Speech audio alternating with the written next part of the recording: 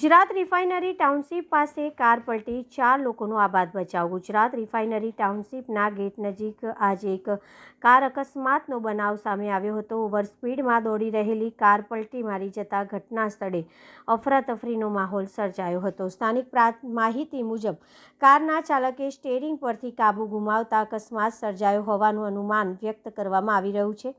અકસ્માત સમયે કારમાં 4 લોકો સવાર હતા, જેમનો આબાદ બચાવ થયો હોવાનું જાણવા મળ્યું છે। ઘટનાના પગલે સ્થાનિક લોકો મોટી સંખ્યામાં સ્થળ પર એકત્રિત થયા હતા અને કારમાં ફસાયેલા લોકોને બહાર કાઢવા મદદ કરી હતી। બાદમાં રિફાઇનરી કંપનીની ક્રેનની મદદથી પલટી ખાધેલી કારને ફરી સીધી કરવામાં આવી હતી।